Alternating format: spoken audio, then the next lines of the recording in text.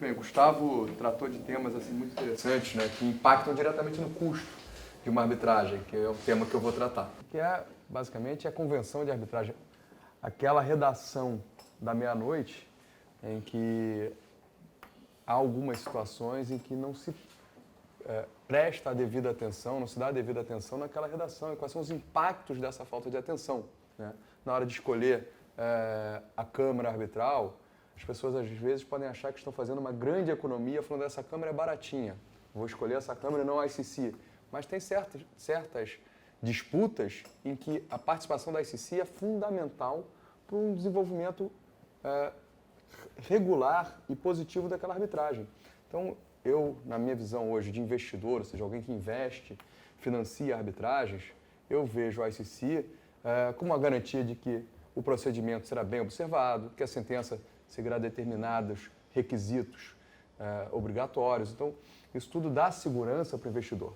Então, às vezes, uma economia que é pensada ali, não, em vez da ICC, eu vou colocar a câmara aqui da esquina, que é baratinha. Ela é baratinha por algum motivo, porque ela não te presta um bom serviço. Então, isso, às vezes, traz um custo muito grande. E a mesma coisa na hora de escolher a sede da arbitragem. As pessoas, esse é um tema bastante delicado. A sede da arbitragem não é simplesmente para onde os documentos serão enviados, aonde vai ter uma audiência. A audiência pode ser em qualquer lugar do mundo e a sede pode ser Paris, ou pode ser Nova York, ou pode ser Rio de Janeiro. Mas quais são as implicações da escolha da sede? Isso vai impactar muito no custo também da arbitragem. Isso vai impactar diversas outras questões, né? A jurisdição aplicável, ou seja, havendo sede em Nova York, quais são as implicações dessa sede em Nova York? Não só de custo, é claro, mas também algumas implicações jurídicas e processuais. A lei aplicável à sede, isso tem um impacto no custo, tem um impacto também no procedimento. A convenção de arbitragem, aquela cláusula da meia-noite, se ela não for tratada no detalhe, qualquer parte solta, isso vai impactar no procedimento. Isso implica em custos, que é um dos maiores, se não o maior, ponto negativo apontado pelos usuários das arbitragens. Nas pesquisas todas que a gente vê, o custo é um impacto, é uma visão que o usuário tem, uma visão negativa da arbitragem. E é claro, se você colocar um monte dessas às vezes, incoerências, dessas minúcias, desses caprichos, até alguns são caprichos, isso vai encarecer a arbitragem. Há causas em que um único árbitro é mais efetivo, mais célere e menos custoso do que 3 árbitros. Por que escolher 3 árbitros e não um árbitro quando é um determinado tipo de causa? A arbitragem expedita. Por que não prever uma arbitragem expedita para determinados valores, para determinados casos, determinadas complexidades? Uma arbitragem expedita, ela é, como o próprio nome diz, expedita, mas ela também é menos custosa. Então, todas essas redações, elas implicam necessariamente em custos também. Todas essas questões da cláusula, da redação da cláusula compromissória, elas implicam em custos. Gustavo tratou aqui também de um tema que eu acho interessante, que eu vejo muito isso na nossa prática lá na Leste, são as cláusulas escalonadas. Uma boa redação de uma cláusula escalonada talvez seja uma previsão de solução rápida de uma disputa. Uma solução, às vezes, mais barata. Uma tentativa inicial de uma mediação pode ser interessante, mas uma cláusula escalonada mal desenhada, ela pode simplesmente trazer confusão. Confusão implica em aumento de custos, maior incerteza do procedimento. E, mais uma vez, usando aqui meu chapéu de investidor, incerteza gera custo, gera risco. E para o investidor isso, evidentemente, ou implica a minha decisão de não investir ou necessariamente no aumento do meu retorno. Para a parte, isso nunca é bom. Então, o advogado sempre tem que parar nessa cláusula da meia-noite e parar para pensar exatamente o que está implicado naquela cláusula, o que vem dessas disputas. E acho que o Gustavo, com a experiência que ele tem da ICC, ele pode trazer para a gente aqui diversos casos de redação patológica. Fazer um comentário sobre a cláusula escalonada, claro, que você mencionou. Vamos falar do exemplo mais simples, tirando de lado o caso dos contratos de construção com Dispute Adjudication Board e arbitragem, que esse é um caso muito particular. Vou pegar mais um caso mais clássico do mediação obrigatória prévia à arbitragem. Existe nessas relações comerciais um fator psicológico, que eventualmente quando surge um litígio, uma parte tem medo de propor uma mediação e que aquilo ali seja visto como um sinal de fraqueza pela parte contrária. Então já prefere mostrar, olha como eu sou forte, vamos logo brigar na arbitragem. Isso está previsto na cláusula contratual, pode ser um elemento que quebra essa barreira psicológica. Eu estou começando essa mediação porque está no contrato. Então tem essa vantagem. Óbvio que poderia ser perdido ali muito tempo caso essa cláusula não seja bem redigida. Do tipo, quando que a gente considera que eu já tenho o direito de passar para a arbitragem? Isso a gente pode solucionar com uma redação boa, prevendo prazos. Do tipo, é feita a notificação, é necessário que seja feita a primeira audiência e depois do dia seguinte dessa primeira audiência, alguém de conciliação ou de mediação, a gente pode passar para arbitragem, ou só é suficiente a notificação. Aí tem que ver quanto a parte quer se engajar, mas realmente prever um momento onde é considerado que aquela etapa foi respeitada, prever um momento onde é considerado que a partir daquele momento ali, sem discussão, pode se passar a arbitragem. Aí você tem a previsão contratual que quebra a barreira psicológica e também não cai naquele problema que vai ser, às vezes a crítica é feita de maneira assim caricatural, mas perde tempo. Não, perde 20 dias. Para quem às vezes está numa relação de anos e que pode economizar muito dinheiro evitando a arbitragem, porque a mediação é sim eficiente, não é para todo caso, não, mas para muitos casos é uma solução comercial, é mais fácil. Então realmente tem essa vantagem, agora tem que ser bem redigida.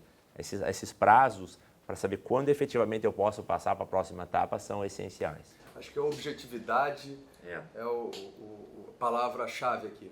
A cláusula pouco objetiva, pouco precisa na redação, ela dá margem a muitas interpretações. Essa questão essa previsão de uma mediação obrigatória, a gente vê com muita frequência na leste. Eu já vi cláusulas em que prevêem, antes da mediação, negociação. Aí você me pergunta, o que é uma negociação?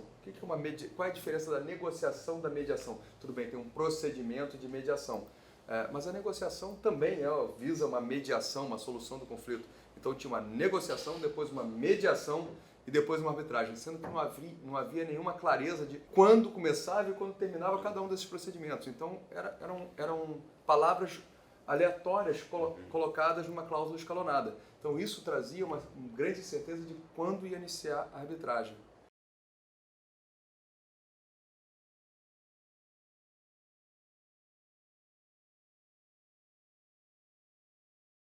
Eu queria, Gustavo, se você me permitir aqui ouvir um pouco da sua experiência, você tendo passado um bom período da sua vida lá na ICC Paris, eu vejo pouco, mas acho que você já deve ter visto algumas vezes as implicações da escolha de sede, assim, quais são as consequências dessa sede, porque muitas vezes simplesmente escolhem Nova York e acham que bacana, vamos ter uma viagem a Nova York para lá decidir de acordo com a lei brasileira, mas na verdade quando você escolhe Nova York tem uma implicação processual também nessa escolha, Nova York, ou Paris ou Londres.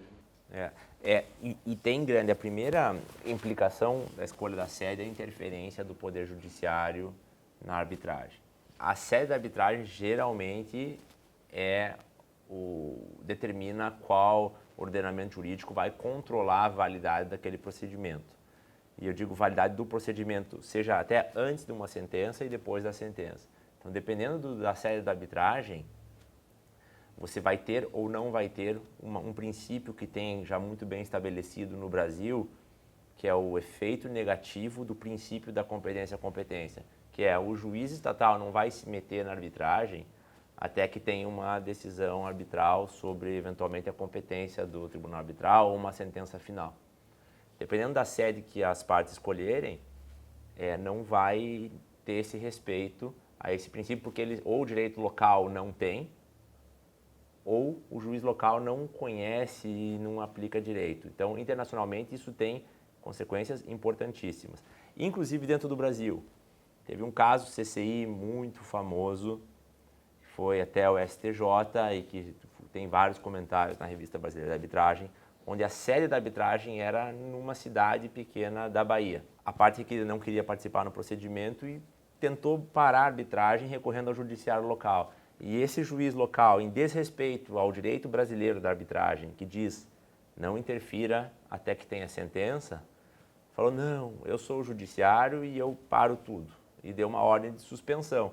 Essa arbitragem ficou 3 anos parada, até que todos os recursos e tudo chegasse até o STJ, que naquele momento disse, não, efeito negativo da competência, prioridade para o árbitro se manifestar e depois controle do judiciário, então só depois.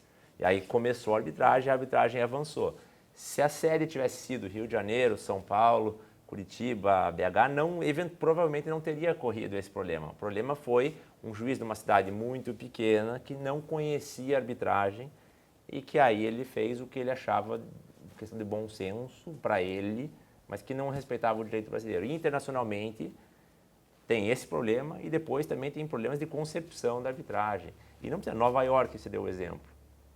Teve um caso recente também do brasileiro, onde a sentença arbitral foi objeto de um recurso, de uma ação anulatória em Nova York. E o juiz de Nova York falou, não, essa sentença está muito boa, ela é válida.